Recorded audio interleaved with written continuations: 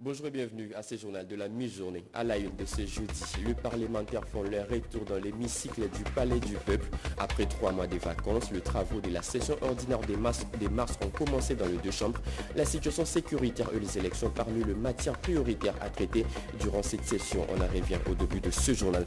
Également sommaire de votre trésor, c'est une première pour la RDC. 66 ans après un avant-projet de loi portant code de l'urbanisme et de construction en RDC vient d'être élaboré. Il est désormais entre le mail du ministre des tutelles Pius Bilumbayo. Ces documents qui sera soumis au Conseil de ministres est élaboré pendant 15 jours par un groupe d'experts du secteur. Le détail est dans ce journal.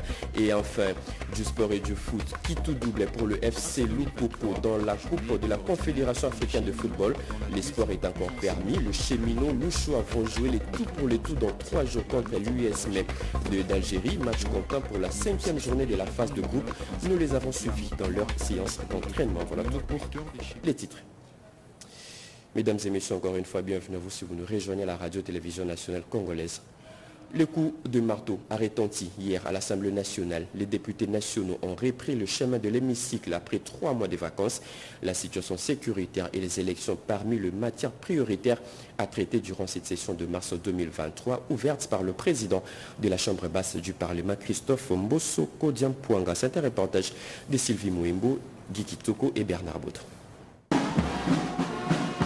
En plus de l'examen et adoption des arriérés des nouvelles matières du contrôle parlementaire, les députés nationaux vont occuper les 3 mois de leur session ordinaire de mars à accompagner le chef de l'État Félix-Antoine Tshisekedi Tshilombo dans les efforts qu'il va déployer sur la situation sécuritaire dans la partie orientale de la République démocratique du Congo. En cette année électorale, tant au niveau présidentiel que législatif, l'Assemblée nationale va veiller au déroulement du processus électoral pour qu'il débouche sur l'organisation des élections libres, transparentes et apaisées sous la coordination de la Commission électorale nationale indépendante. Il est très encourageant de constater les efforts déployés par chacun de nous dans le sens de la mobilisation de nos populations pour une participation massive aux opérations d'actualisation du fichier électoral. La représentation nationale appelle la CENI à être à l'écoute des préoccupations exprimées par certains compatriotes au sujet de quelques contraintes techniques liées aux opérations d'identification et d'enrôlement des électeurs. Le président Christophe Mbosoko Diampuanga a dénoncé l'attitude de la communauté internationale devant les agissements du Rwanda de Paul Kagame. Cette coalition est à l'origine des tueries collectives et c'est dans l'impunité totale, en violation du droit international, sous le silence coupable de nombreux acteurs, tant nationaux qu'internationaux, et avec la complicité active de certains de nos compatriotes. Je tiens à féliciter, au nom de la représentation nationale, Monsieur le Président de la République, chef de l'État, pour tous les efforts diplomatiques déployés, lesquels ont permis de lever le voile dans l'opinion tant nationale qu'internationale. En ce mois de mars, mois dédié à la femme, pour une fois de plus la promotion de ce droit, l'Assemblée nationale a pris l'engagement de sensibiliser et évaluer les mesures législatives pour la pratique d'une meilleure parité. Dépréciation de la monnaie nationale, le Sénat invite le gouvernement à tout faire pour préserver le pouvoir d'achat de la population congolaise. La Chambre haute a également lancé un soutien aux efforts du garant de la nation visant le retour de la paix dans la partie est de la RDC. Appel lancé par le président du Sénat, Modeste Bahati Lukwebo, lors de l'ouverture de la session de mars. C'est un reportage de Sandra Nyangitabu, Gelor Kimpianga et Denukungi. Le marteau a de nouveau retenti à la Chambre haute du Parlement et il en sera ainsi pour les 3 prochains mois. Et comme de tradition aux séances inaugurales de la session ordinaire, le président du Sénat, Modeste Bahati, a prononcé son discours. Une allocution qui n'a épargné aucun secteur et qui appelle au soutien sans faille du président de la République, Félix-Antoine Tshisekedi Tshilombo, dans ses efforts pour le retour définitif de la paix dans l'Est de la RDC. Sur les questions de l'insécurité dans l'Est, le speaker du Sénat appelle les sanctions contre le Rwanda. Je ne peux passer sous silence l'apport et la solidarité de certains pays amis dans la recherche de solutions idoines en vue du rétablissement de l'intégrité territoriale et de la paix à l'est de notre pays. Cette paix qui est sans cesse menacée par les provocations incessantes et les velléités belliqueuses du Rwanda. C'est ici l'occasion pour moi d'appeler la communauté internationale à condamner le soutien que le Rwanda apporte au M23. Sans omettre les préparatifs des prochaines élections qui cumulent avec l'enrôlement sur l'ensemble du territoire national, Modeste Bahati invite le gouvernement à stabiliser le cadre macroéconomique afin de protéger le pouvoir d'achat de la population et sécuriser les épargnants. Malheureusement, le franc congolais à ce jour s'échange à un taux supérieur à celui prévu pour la fin de l'exercice budgétaire. Mais pour ceux qui connaissent les mécanismes des finances publiques, avec une gestion orthodoxe, il est toujours possible de ramener ce taux-là à la baisse, donc il n'y a pas lieu de désespérer. Ainsi, pour pallier à cette situation, je recommande au gouvernement d'user de ces instruments pour stabiliser le franc congolais, pour autant que la stabilité de la monnaie nationale par rapport à la devise étrangère est corollaire à l'offre des biens et des services sur le marché et impacte directement le panier de la ménagère. Il faut noter que cette session de mars s'ouvre sur une note triste due à la mort tragique du sénateur Florin Tumba le 22 février dernier, suite à un incendie survenu à son appartement. Sauf imprévu, c'est ce vendredi 17 mars que le corps du sénateur Florin Tumba, élu de Tshikapa, sera inhumé au cimetière de Nécropole entre ciel et terre. Autre chose à présent, le démarrage de travaux de modernisation du port de Matadi commence déjà au mois de juin de cette année. La première phase va coûter 150 millions d'euros. La société congolaise de travaux et des ports et la firme qatari MSC ont procédé hier à la signature d'un contrat de concession en présence du Premier ministre. Ces partenariats visent l'aménagement, l'équipement et l'exploitation du terminal. Comme nous disent Patito Ndwango, Julien Piana et bienvenue au Sala. Bientôt, un mariage des raisons va être scellé entre la STTP et le groupe MSC. Il vise la modernisation du port de Matadi dans sa partie traitement des conteneurs. La signature du procès verbal des poursuites des négociations avant l'entrée en vigueur du contrat de concession entre l'État congolais et le groupe MSC est intervenue ce mercredi 15 mars 2023 en présence du Premier ministre et chef du gouvernement Jean-Michel Sama Lukonde Kyenge. Le partenariat entre la STTP et le groupe MSC va permettre à cette entreprise de portefeuille de l'État de faire face à la concurrence, affirme Martin Lukusa, directeur général de la Société congolaise des transports et des ports.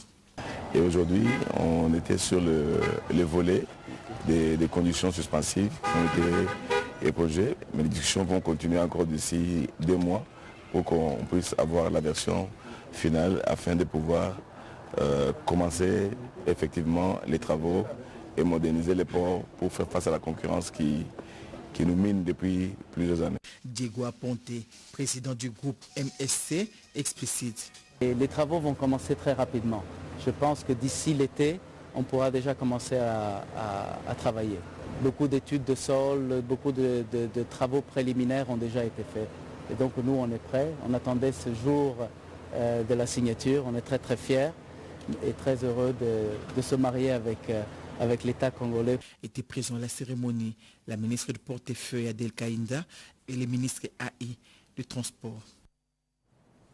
Débuté bientôt un mois, la distribution de l'aide humanitaire dont du chef de l'État Félix-Antoine Tshisekedi Tshilombo et de son homologue des Émirats arabes unis se poursuit dans des sites de déplacés des guerres aux alentours de Goma. Hier, 4000 ménages ont été servis, comme nous dit Pierre Kibambe Soumouessa.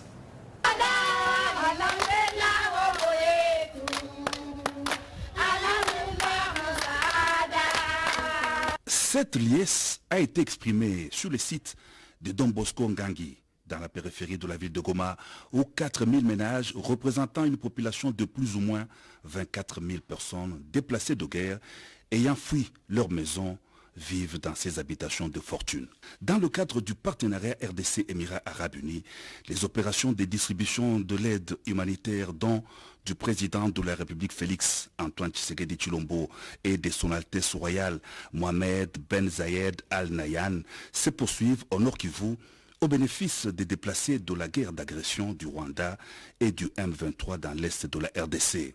À Don Bosco, les 4000 ménages ont été tous servis à leur grande satisfaction.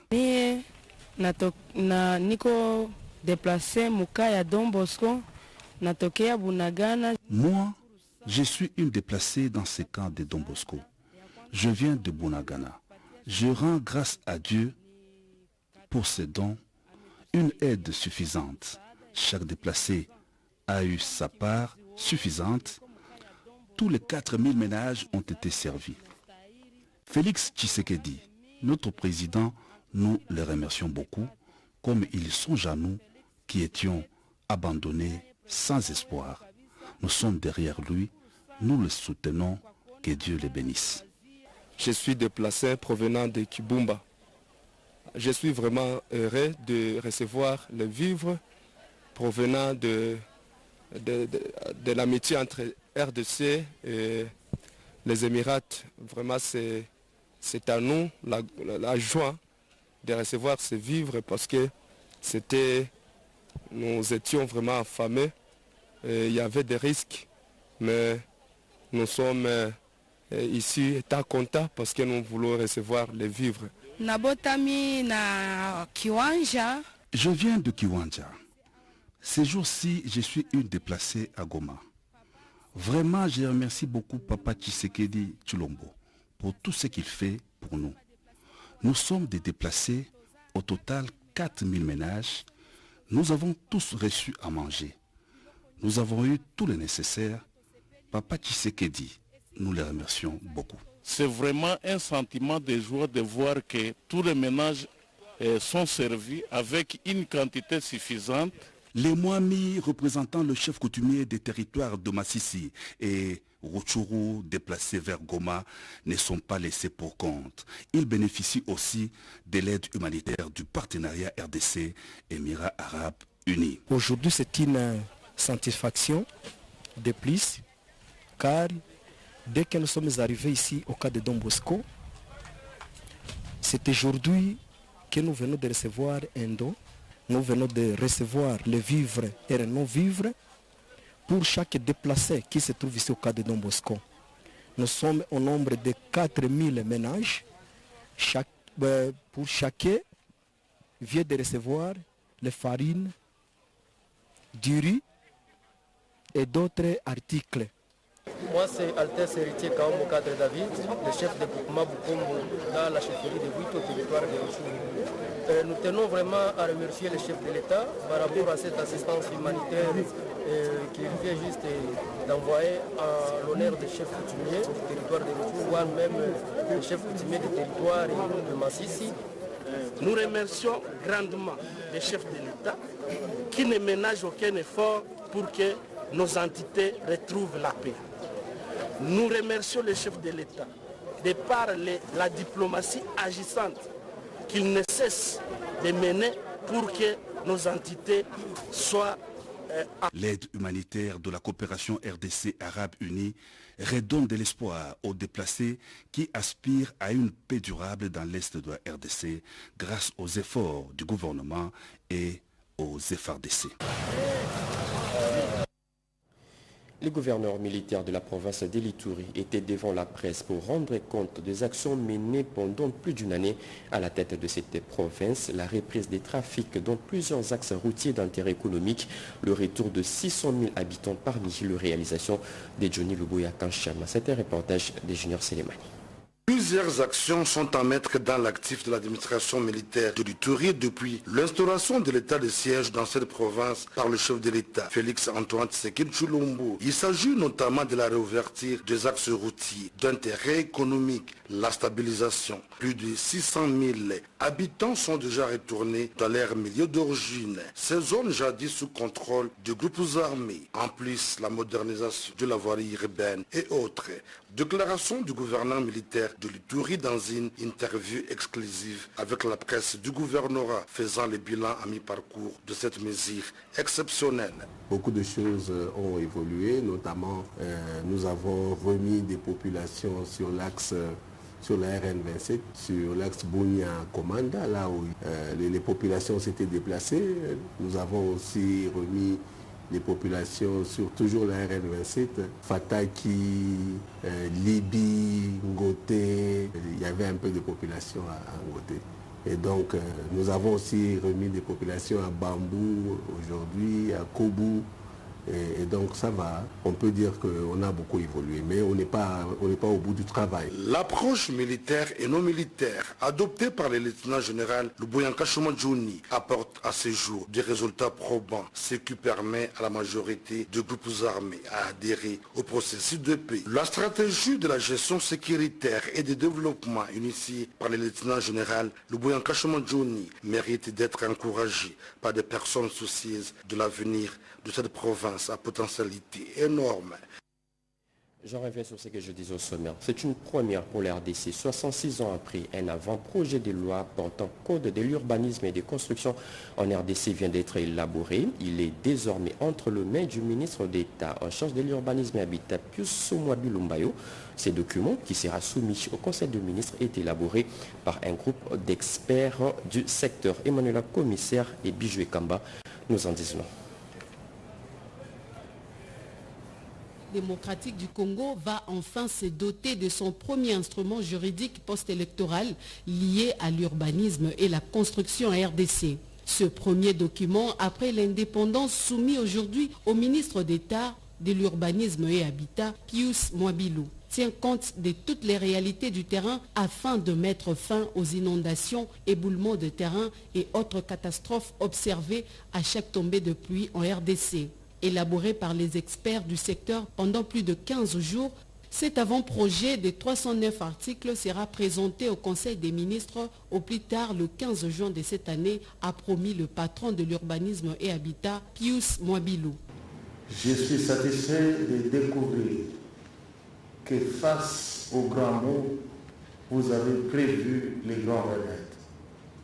Le régime des sanctions pénales et administratives prescrit pour tous les actes posés en violation des dispositions contenues dans le présent avant-projet mettra définitivement fin à l'anarchie tant décriée dans l'occupation des sols. Une fois adopté au Conseil des ministres, ce projet de loi sera soumis à la table du Parlement pour un débat approfondi. L'objectif majeur est de doter la RDC d'un référentiel normatif fort en matière d'urbanisation et construction susceptible de soutenir une croissance urbaine contrôlée. Comment faire pour gagner le marché d'emploi dans le cadre du programme de développement local de 145 territoires? Eh bien, le programme des Nations Unies pour le développement s'est longuement étalé sur cette thématique au cours d'un atelier organisé à l'attention de plusieurs opérateurs économiques. Mamita Bangoulou pour le reportage.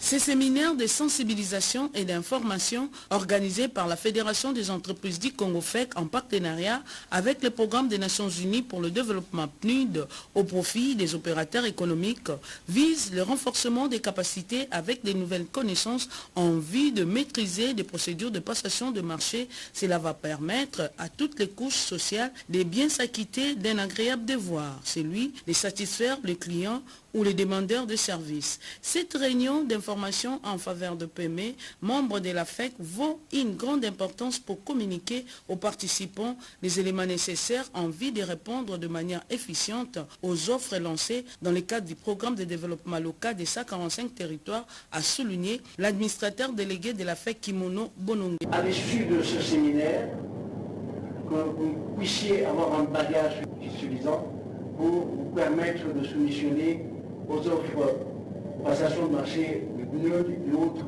organismes des Nations Unies. Pour sa part, la représentante adjointe résidente du PNUD en RDC a indiqué l'importance et la nécessité pour l'État congolais d'initier ces vastes programmes de développement de 145 territoires. L'État congolais, en mettant en place le programme de développement des 145 territoires et le PNUD, dans sa volonté de l'accompagner dans sa mise en œuvre, vise à offrir des opportunités aux petites et moyennes entreprises, y compris les ONG.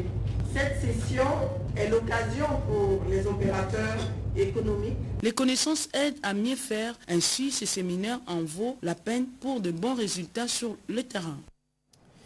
Le monde d'aujourd'hui tournait de plus en plus vers le numérique. Conscientes de cette mutation, les étudiantes de l'Université catholique du Congo se sont réunies pour une formation essentiellement liée à l'utilisation de l'outil numérique. Iverson Kaboba pour la suite.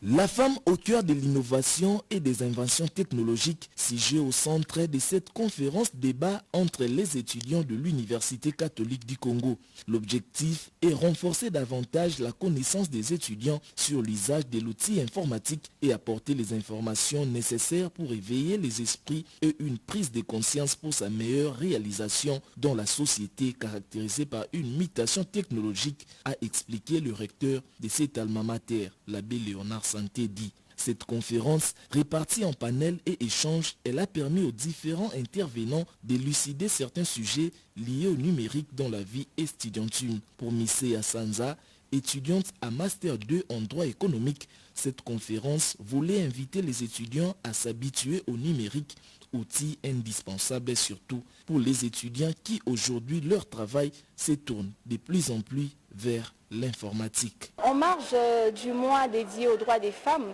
et plus particulièrement en organisant cette conférence, la dynamique femme attend une forte participation des femmes dans les domaines de l'innovation et des inventions technologiques. Vous savez, lorsqu'on parle de l'égalité des genres, c'est aussi avoir une forte participation des femmes dans ces domaines qui, pour la plupart des personnes, sont considérés comme des domaines dédiés aux hommes, alors que ce n'est pas le cas. Ce débat est organisé par la dynamique femme UCC, structure qui œuvre dans le leadership féminin. Les interventions de chacune ont permis aux participants à emprunter le chemin du renouveau qui est le numérique. Un ultimatum de 3 jours accordé aux personnes qui ont construit anarchiquement de béton sur 4 avenues dans la commune de Ndjili pour les démolir. Ultimatum lancé par le bourgmestre de cette municipalité lors de sa descente dans plusieurs quartiers et avenues de cette commune. Yvette Makuntim pour le reportage. La sécurité des personnes et de leurs biens ainsi que la salubrité publique, cheval de bataille des autorités municipales nouvellement nommées. Les cas du bourgmestre d'Ndjili, Papi Mbumba Ngaliema, qui a effectué une ronde dans sa municipalité. Au quartier 13, Papi Ngaliema s'est entretenu avec les chefs des rues, les notables ainsi que les membres des associations de jeunes. Il les a invités à l'assainissement de leur milieu et dénonce tout cas de banditisme urbain lié au phénomène Koulouna. En retour, la population a fait part au bourgmestre des constructions anarchiques qui obstruent l'évacuation des eaux des pluies avec comme conséquence des inondations après chaque pluie. Pour constater les faits, Papi Mbumba Ngaliema s'est imprégné des bétons érigés anarchiquement sur 4 avenues à la base de cette situation. Une mise en demeure de 3 jours a été lancée contre ceux qui s'adonnent à cette sale besogne. Au chapitre de la salubrité, le bourgmestre d'Ndjili est allé superviser les travaux d'assainissement sur le boulevard du 30 juin, espace compris entre la rivière Ndjili et la rivière Ntianga. C'est avec l'appui de la brigade Kinbopeto. Cette visite d'inspection a eu comme point de chute le boulevard Kimbuta. Les tenanciers des bars ont rassuré l'autorité municipale de leur accompagnement pour la réussite de cette mission. Une série de formations en numérique à l'attention des agents et cadres de la DGRAD sera bientôt lancée. Des formations qui seront dispensées par l'Institut national de préparation professionnelle INPP.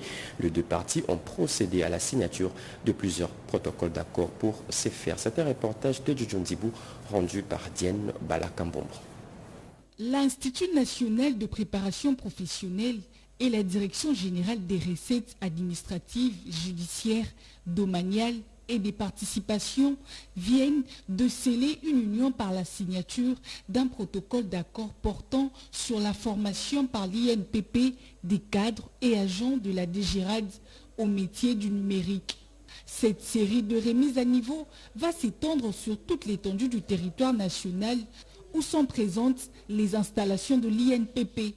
Les directeurs généraux de l'Institut national de préparation professionnelle, Godefroy Stanislas Chimanga, et son collègue de la Direction générale des recettes administratives, judiciaires, domaniales et des participations, Jean-Parfait Tambala, ont apposé leur signature sur ces documents à la grande satisfaction des experts de ces deux structures. Nous sommes l'organe de l'État chargé effectivement de tout ce qui est en rapport avec la formation en cours de carrière, comme aussi la formation qualifiante. Nous implémentons la Logirad, qui est ce logiciel qui a l'avantage de prendre en charge les recettes non fiscales de l'État, de la constatation jusqu'au recouvrement. L'INPP promet de mettre son expertise en vue de donner une plus-value aux agents et cadres de la DGRAD en matière du numérique, en vue d'accroître davantage la maximisation des recettes à tous les niveaux pour le développement de la RDC. Plus de 30 km de routes de desserte agricole en pleine réhabilitation de la province du Tanganyika. Une équipe mixte du ministère de l'Agriculture, des Finances et du Développement rural était descendue sur le terrain pour évaluer les taux d'exécution du niveau des travaux. Regardez.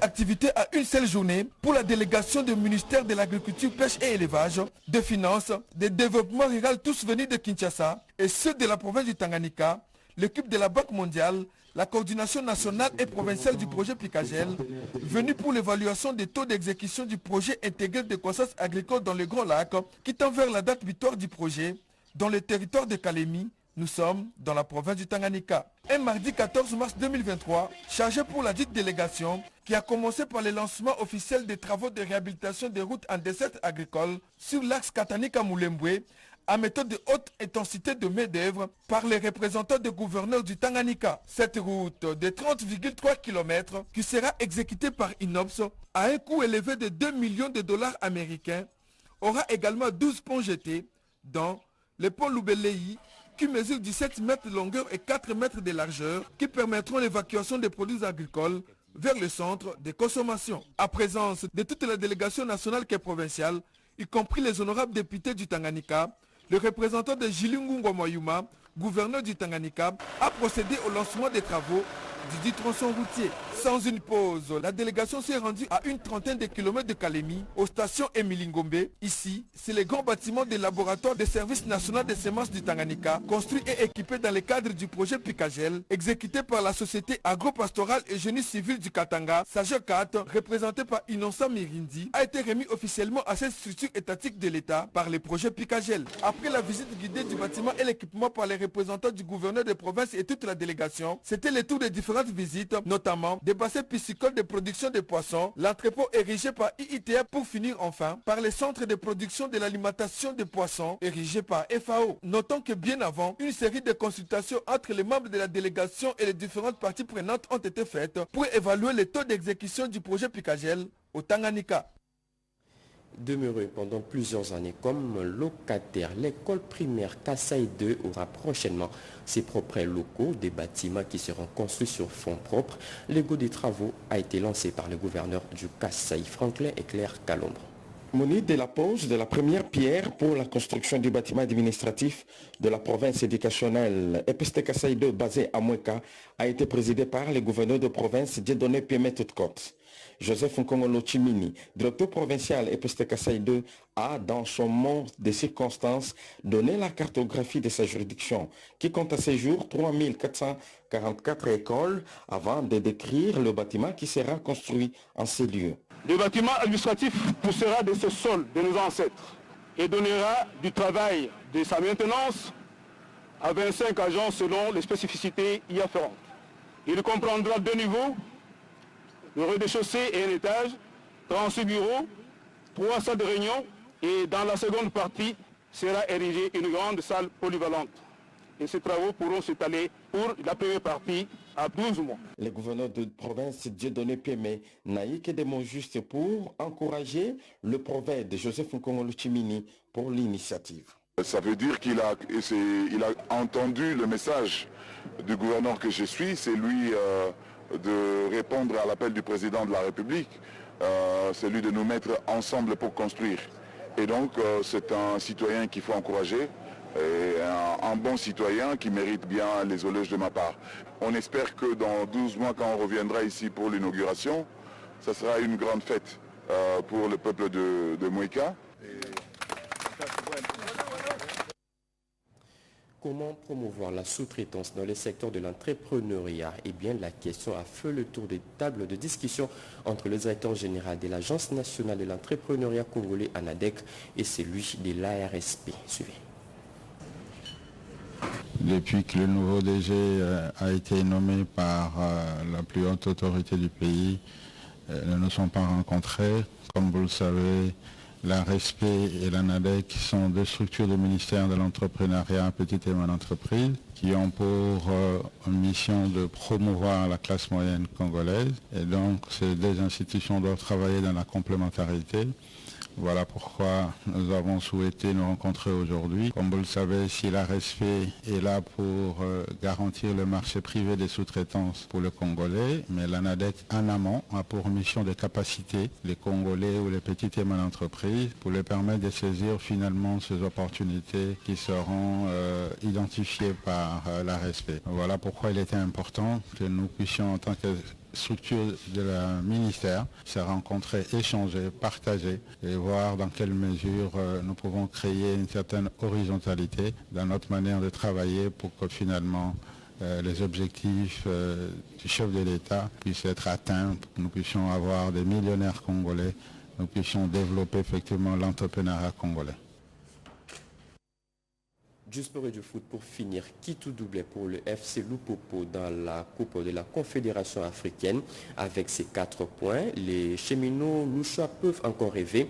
Ils vont jouer le tout pour le tout dans pratiquement 3 jours contre l'USM d'Algérie. Match comptant pour la 5e journée de phase de groupe. Nous les avons suivis lors de leur séance d'entraînement. Mercredi 15 mars 2023, journée peu ordinaire pour les cheminots dans la 2e plus ancienne ville du pays de Christopher Katongo. En fin de matinée et loin du terrain, Patou Kabangou et ses coéquipiers ont entamé le travail par le débriefing du dernier match qui les a opposés aux Libyens d'Al-Akdar à Benghazi. Une analyse détaillée de la performance a été faite dans l'unique objectif de corriger les défauts de l'équipe et de peaufiner ses schémas tactiques. À 15h, les protégés du boss Jacques Yaboula Katoué ont poursuivi leur intense préparation en vue du match de la 5e journée du groupe A de la Coupe de la Confédération contre l'Union sportive de la Médina d'Alger. Travail, rigueur, mais aussi sourire et bonne humeur dans un groupe qui a notamment accueilli le retour d'humeur buteur des cheminots en cette compétition, Josué Kazema, absent en Libye suite à la disparition de son cher père qu'il a récemment enterré à Kinshasa. Contre les Algériens, le tacticien malien Mohamed Magasuba et son staff pourraient également compter sur le défenseur central nigérian Kelvin Ouga qui signe son retour dans le groupe après la phase de réathlétisation.